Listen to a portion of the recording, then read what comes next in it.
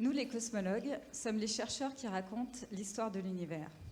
Comment, en 13,7 milliards d'années, il est passé d'un stade où la matière est distribuée de façon simple et uniforme à une architecture complexe aujourd'hui. Pour cela, nous réalisons des cartographies dynamiques en repérant des galaxies sur le ciel, puis en mesurant leur distance et leur déplacement. Et en effet, c'est bien en cartographiant les mouvements dans l'univers que nous avons compris que nous vivons sur une planète, la Terre, qui orbite autour d'une étoile, le Soleil, et que ce Soleil fait partie d'un ensemble de 200 milliards d'autres étoiles, notre galaxie, la Voie lactée. Et comme je viens de le découvrir avec mon équipe, notre galaxie fait partie d'un ensemble très grand, ce qu'on appelle un super amas de galaxies qui en contient 1 million. Et je vous invite en balade dans l'univers à la découverte de notre super amas, Laniakea. Tout commence au début des années 60, lorsque deux Américains découvrent de façon fortuite un rayonnement dans lequel baigne tout l'univers. Cela nous permet de mesurer que notre galaxie se déplace à une vitesse farabineuse de 630 km par seconde. À cette époque, on ne peut pas expliquer une si grande vitesse. Cela va déchaîner un engouement parmi les astrophysiciens et plusieurs équipes vont se monter pour se lancer dans cette quête de compréhension. En particulier, une équipe de cosmologues américains qui se surnomment eux-mêmes les 7 samouraïs réussit au bout de 20 ans à produire une première cartographie dynamique conséquente. Ils sont parvenus à mesurer la vitesse de déplacement de 400 galaxies. Cela leur permet de délimiter la région qui nous attire dans l'univers. Malheureusement, ce sont des mesures qui sont très difficiles à réaliser, et en particulier, l'endroit qui semble nous attirer est masqué par notre propre galaxie. Les étoiles de notre galaxie forment un bandeau lumineux dans le ciel qui nous masque cette région de l'univers. Les 7 samouraïs, ne réussissant pas à comprendre cette vitesse, proposent un modèle. Il s'agirait d'une énorme masse sphérique et obscure, cachée à notre vue, qui nous attire. Ils l'appellent le grand attracteur. J'ai 22 ans à l'époque. Je suis fascinée par ce mystérieux grand attracteur. Je décide donc de faire ma thèse de doctorat sur le sujet. Pour cela, je pars en Australie, car il n'est pas observable depuis l'hémisphère nord. Et là, durant 3 ans, je vais scruter les cieux depuis un observatoire totalement isolé dans le bush, et j'essaye de connecter des filaments, des alignements de galaxies sur mes cartes, sans parvenir à mieux comprendre ce grand attracteur. Finalement, en 1999, une conférence internationale regroupe toutes les équipes qui travaillent sur le sujet, entérine les résultats de chacun et annonce le statu quo. On n'y arrivera pas. Les signaux sont trop faibles, trop difficiles à mesurer. On bute face à une impasse technologique. Les télescopes ne sont pas assez puissants.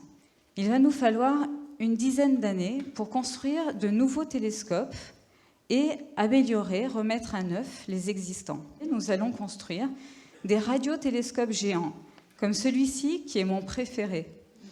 Il fait 110 mètres de diamètre. Il est situé à Green Bank, en Virginie de l'Ouest, aux États-Unis. Et avec des radiotélescopes, vous voyez la taille des hommes en bas de la photo. Avec ce type de radiotélescope, on peut observer le jour les galaxies. Quand nous sommes dans le domaine des rayons lumineux qui s'appelle la radio, nous ne sommes pas éblouis par notre étoile, le Soleil, qui est une étoile qui émet plutôt dans les couleurs visibles. Je peux donc, avec ce radiotélescope, observer jour et nuit les galaxies. Pour mesurer des vitesses de galaxies, il y a une difficulté supplémentaire qui est qu'il nous faut 2 observations pour chaque galaxie. Et plus une galaxie est lointaine, on veut agrandir la cartographie, plus le signal qu'elle nous envoie est faible. Vous voyez ici 3 galaxies, oui. D'en haut jusqu'en bas, ce sont 3 galaxies qui sont de plus en plus lointaines. Et vous voyez que le signal est de plus en plus bruité. La deuxième observation, c'est dans l'optique. Il me faut également une image de cette galaxie. Pour cela, ce sont des télescopes plus classiques, les télescopes optiques, dont vous avez plus l'habitude, mais de la même façon, plus c'est la même galaxie que vous voyez de façon différente, plus cette galaxie est éloignée de l'observateur, plus elle devient petite et difficile à mesurer.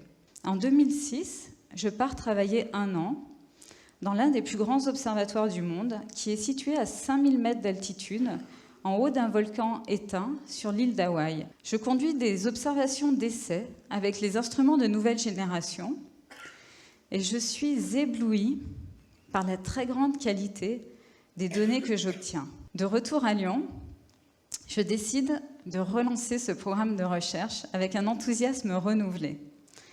Pour pouvoir agrandir la cartographie de l'univers dans toutes les directions, il va falloir que j'observe avec des instruments, des télescopes, répartis dans les 2 hémisphères et des chercheurs aussi, répartis sur tous les fuseaux horaires pour aller plus vite.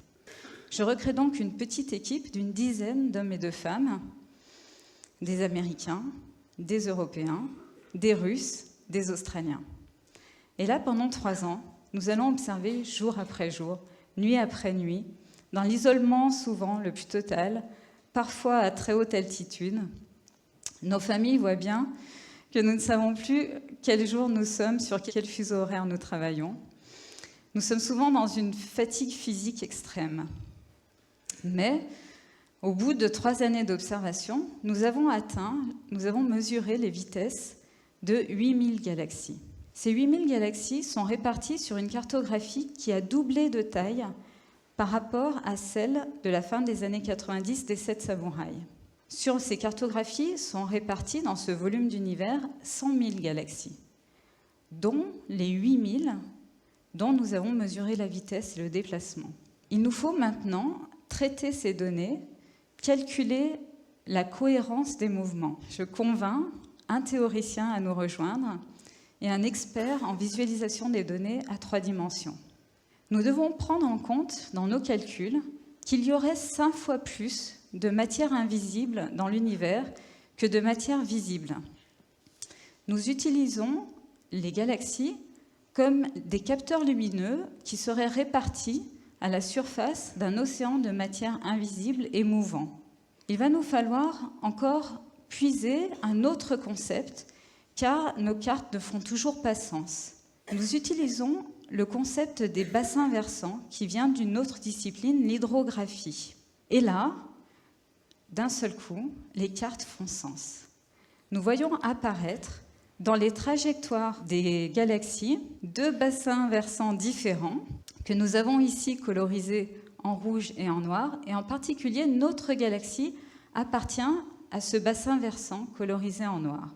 Nos yeux se réajustent, nous ne voyons plus les choses de la même façon et nous décidons de déplacer le centre de la carte hors de notre position d'observateur et vers le centre de ce bassin versant qui semble être le grand attracteur.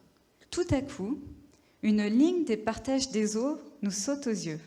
Nous allons connecter à 3 dimensions cette surface qui englobe un volume dans lequel chaque galaxie a un mouvement convergent vers l'intérieur. Et donc, cette ligne de partage des eaux sépare les galaxies qui appartiennent à notre structure physique des galaxies qui vont vers une autre structure. Nous venons pour la première fois de donner une définition physique à ce qui est la plus grande structure de galaxies dans l'univers, un superamas. Le superamas dans lequel nous vivons est immense. Prenez notre galaxie, multipliez-la par 100 000, ajoutez 1 million de plus petites galaxies et vous obtenez l'Aniakea.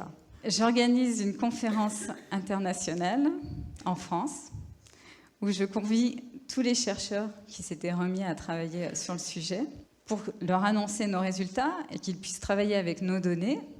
Et nos collègues acquiescent et ils approuvent officiellement le nom que nous avons choisi de lui donner. L'Aniakea, en hawaïen, signifie « horizon céleste immense ». Horizon, car c'est en trouvant une frontière que nous l'avons découvert. Céleste, car il siège dans l'espace. Et immense, car il est 100 fois plus grand que ce que l'on croyait être un superamas auparavant. À notre adresse cosmique, nous pouvons rajouter une ligne, planète Terre, étoile Soleil, galaxie Voie lactée, superamas Laniakea dans l'univers.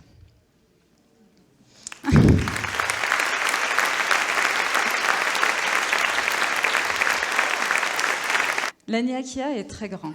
Il mesure 500 millions d'années-lumière de diamètre. Alors l'année-lumière, pour nous, astrophysiciens, l'espace est une donnée temporelle. Le Soleil se situe à 150 millions de kilomètres de nous. La lumière, pour nous parvenir du Soleil, met 8 minutes. Il est à 8 minutes lumière. La lumière qui traverserait notre galaxie de part en part mettrait 100 000 ans. Notre galaxie mesure 100 000 années-lumière. Laniakea, lui, fait 500 millions d'années-lumière. Et c'est bien en atteignant cette distance, en la dépassant et en l'englobant, que nous avons compris que le grand attracteur n'est pas un objet sphérique, obscur, immense et caché à notre vue, mais c'est le vallon central d'un continent céleste vers lequel s'écoulent gravitationnellement 5 rivières de matière. Mais tout ceci ne représente qu'1%, 1% de l'univers à cartographier. Et même si nous l'avons localisé et quantifié, nous ne savons toujours pas ce qu'est la matière noire au niveau microscopique. L'essence du métier de physicien, c'est de garder le cap, de poursuivre la quête de connaissance de l'humanité. C'est de se tenir sur cette ligne de partage, cette frontière entre ce que l'on sait et ce que l'on ne sait pas. Et je vous invite à vous y tenir avec nous, à lever le regard vers le ciel dans vos quotidiens chargés et à ressentir, partager ce vertige que procure la beauté et la complexité de notre univers. Merci.